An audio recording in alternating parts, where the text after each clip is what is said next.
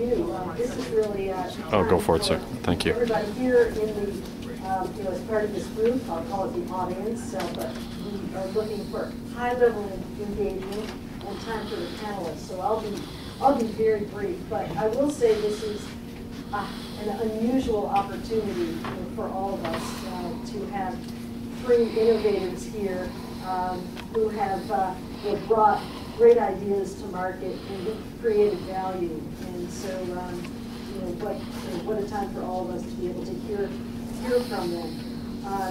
We're going to have approximately 10 minutes, or the panelists are committed to 30 minutes total for their aggregate presentations, and we'll then open it up for Q&A. So we have a good hour here, and I think that'll be great.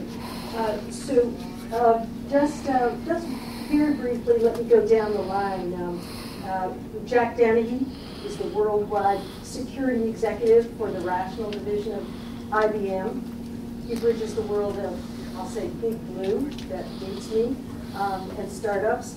He's the original founder and CEO of two successful security companies, Ounce Labs, which was sold to IBM in July of 2009, and Piave Technologies, sold to WatchGuard Technologies in 2000.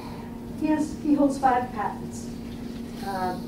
Diane Hassan, founder, president, and CEO of Communispace, a next-generation market research and social media company with a very impressive client list. She founded Communispace in 1999. She's won numerous awards, but what really stood out to me is her interest in music. She is the chair of the Boston Philharmonic, and she also is the co-founder of the Sound Bites, an a cappella group that sings about business. So we hope to hear some of that. And I have no patent. She'll be singing for presentation.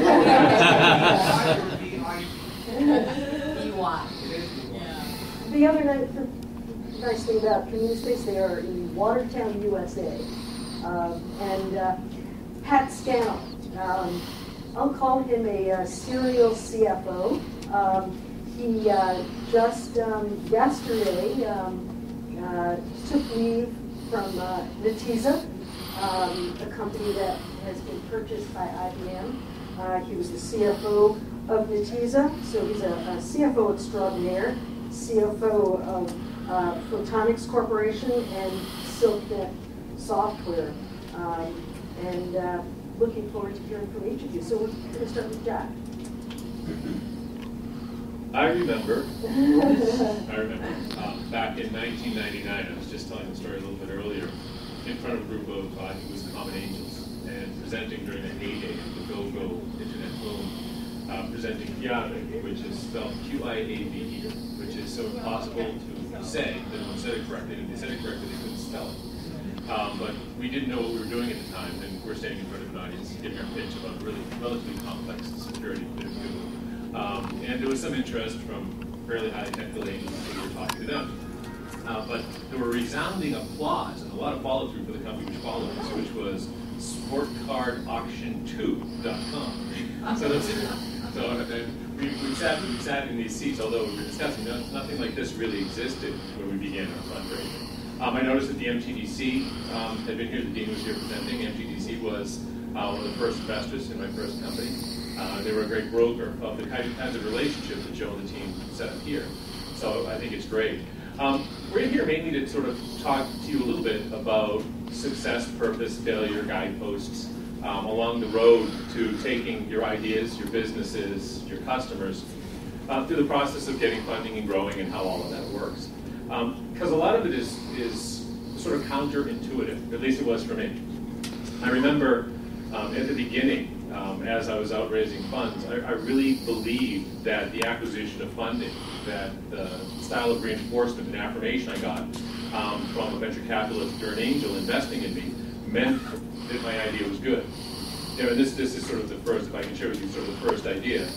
You know much more about your market, you know much more about your solution, you know much more about its likelihood for success than the people you'll meet. who are investing in you. It is their responsibility to maintain a good sense of fiduciary responsibility for the people who invest in them. They are going to broker the relationship between that money and the companies that they think are interesting. But that means they're going to be very broad. They're going to know a lot about how good businesses run, how good teams are organized. But when you go to them and you convince them that your idea is a good one and they should give you funding, all that means is that you were able to convince them that you have a good idea and they should give you funding. Your idea is good or bad depending upon what your customers have told you, what other people inside your space are telling you. And I would really encourage you to treat funding almost the same way that you would treat hiring, right? Or would treat moving into a new space. It's just another step along the process of growing your business. And don't necessarily put too much value in the fact that someone has agreed to invest in you. Continue to reassess your idea. Continue to look for reasons why it might be wrong or might need to be tuned. Because the injection of that cash along the wrong road can be like the Darwin Award, where the guy straps the jetpack onto his bicycle to see how fast he'll go, and he ends up in the side of a mountain, right? Too much gas in an automobile facing in the wrong direction is a really bad idea. And so I would just encourage you to sort of make sure that you head in the right direction before you insert all that accelerant. I had a great bit of commentary that was given to me by a gentleman by the name of Glenn Brester at Mid-Atlantic Ventures back almost 10 years ago. And this speaks to another thing that new entrepreneurs are always thinking about, right? Which is things like monetizing the investment. How do I break up the cap table? How much of the company do I give away?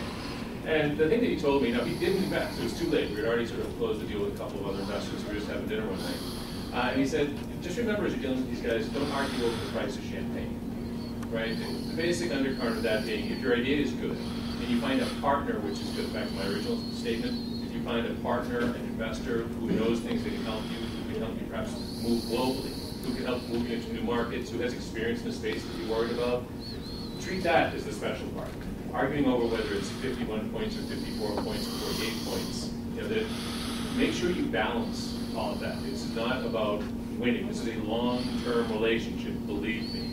Right? I mean, I was in with my investors for 7 or 8 years. I think most companies that are going to have success, you're going to be with for a little while. And so make sure you understand your investors and treat them like partners. And make sure you pick the right partners. We talked a little bit prior to this about some of the things that we witness as you go through the cycle, like capital acquisition. Recognize that this is going to be, if it's your first investment, that this is your A or even pre-A, that this is the first of many, right? That the partners you choose now are really going to affect the partners you choose going down the road. I've seen many times that the pick of a good partner in the upfront, even though it may be harder or the valuation may be different, what have you, can really influence the simplicity with which you raise more funding later. In your first round, I think everybody would say, unless it may be your first company, but typically your first round is easier, unless things are going remarkably well than the third round, right? Because now you're trying to grow your business. Things are going softer than you would expect, things are moving more slowly. Having a really good partner up front who will support you, who will support you to their partners internally, is a really important decision to make. The last thing I'd recommend that you think about is, as you take investment, recognize that the individuals who invest in you are also responsible to their own path. You're responsible to your board. You're responsible for doing things you think. You're responsible to your employees and your customers. In the same way, investors are responsible to their partners and are responsible to the investors in their funds. And so sometimes those things are going to bang into each other like this. You may have an investment from a partner or a firm who very much supports everything you're doing and has great faith in you. You have a personal relationship, they see you more frequently, they understand what you're doing. But they have to go home, right? They have to go back to the firm and explain why things are going well or why things are going poorly and set the expectations of their own partners. And so have some patience, I would recommend, with some of your investors as well. And understand that this is an ongoing job for them as well. To understand your business well enough to communicate it to their own partners internally. I think that's sort of it for opening remarks, and I'm going to pass it along. I agree with all that.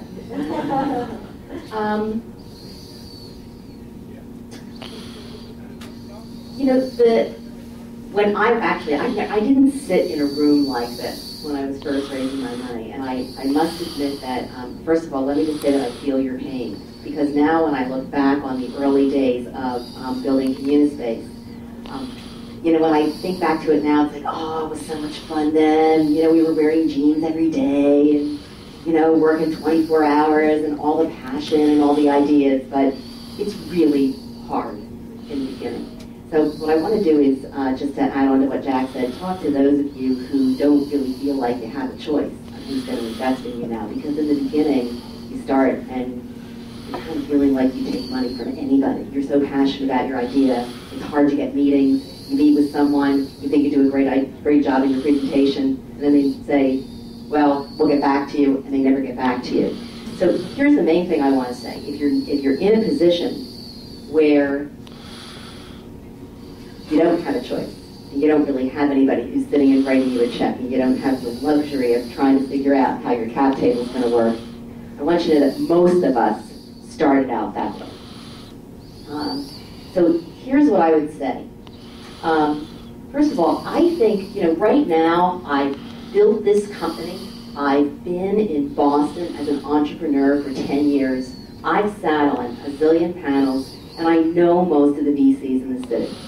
If I were going to start another business tomorrow, I could start, what was the name of that, you know, sport card auction. If I went to any VC in the city and said, sportcardauction2.com, do you love it? They'd all give me money. I'd walk into all of their offices, we'd hug and kiss each other, we'd say, gee, it was really great to see you at that cocktail party last week, blah, blah, blah, and it would be a completely different process, and my idea wouldn't work. I will tell you, it was not like that. So I'd say, first of all, with VCs, people invest in people that they know. And secondarily, they invest in people who their friends know. If their friend calls and says, oh, you don't know this guy Jack, but he's amazing. You've got to see him. Make time on your calendar. You're going to love the meeting. Yeah, exactly. I would go so far as to say that if you haven't built a company before, and most of us, you know, I mean, I had been an executive before, but this was my first startup. If you're not in that situation, I think the rule still holds. For the first round, VCs, even if it's angels, are going to invest first and foremost in the person and not the idea. So if you have the most, you know, if your idea is Facebook, but you're not impressive, you're probably not going to get the money. If they like you, and even better, if they know you, and your idea is you might still get the money. Because if they're impressed with you as an entrepreneur, and you have the referrals, and you have the experience, and there's chemistry, and they feel like this is somebody who they want to invest in, they'll sit with you, work with you on your presentation, help you think through your business model, and really partner with you. So what I would say is the benefit of being in your situation in 2011 is that the ecosystem, at least in Massachusetts, is vibrant now. I mean, you can go to, what is it, Greenhorn Connect? Every single day there are like 3 events that you can go to. And within a relatively short period of time, you can get to the point where you've got VCs treating you the way they treat me, because they know that you're in there and you're learning and you're asking questions and you're sponging everything up. So if you don't have those relationships, you will raise money faster if you take your presentation and put it aside, and you take your pitch and put it aside and just go out and make friends. In the second round, by the way, when you're raising your second round, your idea better be good. You better have your business model figured out. By the second round, you have early customers who need to be really, really excited about what you're doing and say great stuff about you. You need to start thinking about your growth and how you're going to scale the business. But on the assumption that most of you are in early stage, the big thing is you got to work on your pitch for you. Who are you? Who are you? How long have you wanted to be an entrepreneur? What's going on for you, and why are you the person that somebody's going to take not just their money, but like their friends, you know, and their limited partners' money and put it into you? If you can get that figured out, life will be much easier. Just a couple of other things I'd say in terms of presenting to VCs. Now, every once in a while, a VC friend of mine will call and say, come listen to this company. Just a couple of things there. The main thing that I would tell you is just net it out. You've got to have a 25-word version of who you are and what you do. Even if you don't think it's quite as elegant as the real thing, you've got to be able to net things out. So, I've seen presentations where people go, well, A, B, C, and the punchline is like on page 18. By page 18, it's not going to happen. I'm sure you've heard this before, that they kind of figure out whether they're interested in you in the first 7 minutes. I think it's more like the first 4 minutes. So figure out who you are, and then secondarily, figure out what the idea is, so that people can kind of give you a sense of what's going on. Thirdly, even if they say no, don't worry about it. Don't take it personally. Maybe they don't know you, but get feedback. Figure out a way to get people to be really honest with you. Because if you don't, when they say no, you might learn the wrong lesson. Because people will always say to you something like, well, this is like not a market that we invest in. And then you won't learn from the experience. So I say this also to women a lot. Sometimes women will call me and go, there are all those assholes out there, they won't invest in women, I try really hard, and what I try to do is to say, well, you know what, though, just, suspend disbelief for a moment, because maybe it's not because you're a woman. Maybe your business plan was terrible, right? Or maybe it's not because you're young. Same thing, not just women, but just fill in the blanks, right? They don't like my accent, right? They don't like my age, they don't like my gender, they don't like, the length of my hair, they don't like my facial hair or whatever else. Maybe it's that, but it's probably not, and there's probably some substantive stuff going on that you can really learn from. So I'll just stop there for now. We can come back later. So without rehashing many of the high points, I need to emphasize some of those points that have been made by Jack and Diane, and that is that relationships count. And it's so important that you're able to pivot back and talk about who you know in the world, because first things first, if a venture capitalist was faced with an A product with a B team versus a B product with an A team, they're always going to select the latter. And it is always about the people.